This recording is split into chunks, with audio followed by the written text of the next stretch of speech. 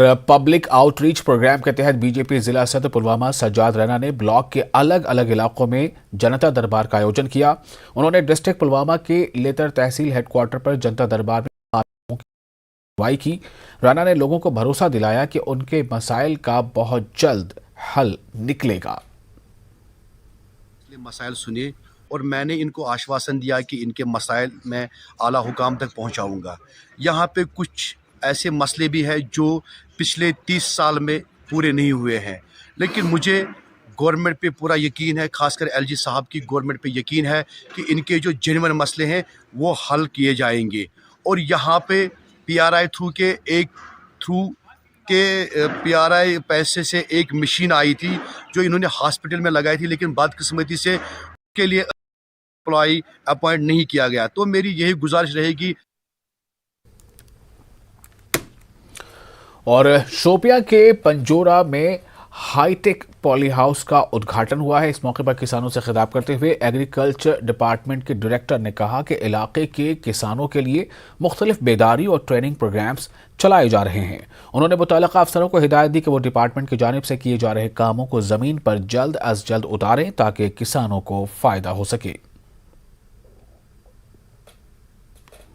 शोपियां के इस जैनपुरा इलाका में मुनासिबाना समझा कि जब मैं यहाँ पिछले साल आया कि जो लोग हैं इन लोगों की कुछ बेसिक डिमांड थी कि यहाँ पे वाटर की बड़ी सिक्योरिटी है।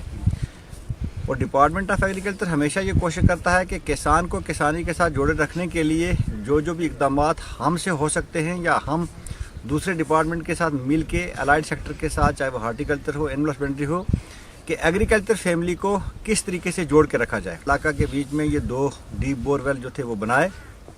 तो हम कोशिश कर रहे हैं कि ज़्यादा से ज़्यादा एरिया जो है वो अंडर अशोर्ड इरीगेशन लाया जाए और इस इलाका में लोग जो है सब्जियों की काश्त जो है बड़े पैमाने पर करते हैं। बाकी फ्रूट की इंडस्ट्री जो है वो तो शोपियां उसके लिए मशहूर है ही है।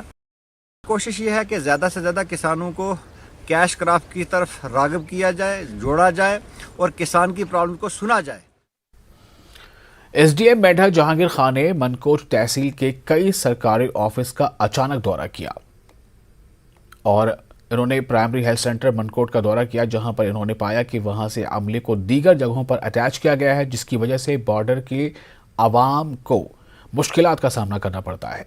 मकामी लोगों ने बताया कि यहां पर अमले की कमी की वजह से लोगों को मुश्किलात का सामना है और इस मौके पर एसडीएम मेंढर से लोगों को यकीन दिलाया है, यानी कि उन्होंने ये यकीन लोगों को दिलाया कि जो अरकान गैर हाजिर पाए गए हैं उनके खिलाफ कार्रवाई की जाएगी।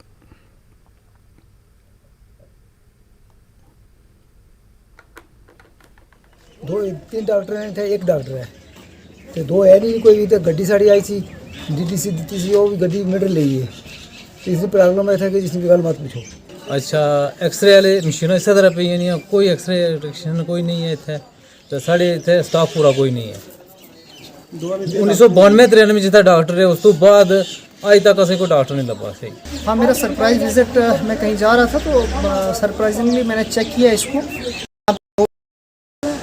और एक आईएसएम का डॉक्टर है यहाँ पे जो पोस्टेड है, लेकिन यहाँ पे मैंने देखा कि 2 जो मेडिकल ऑफिसर्स हैं, एक डॉक्टर शाहरुख करके है, डॉक्टर साजिद करके हैं।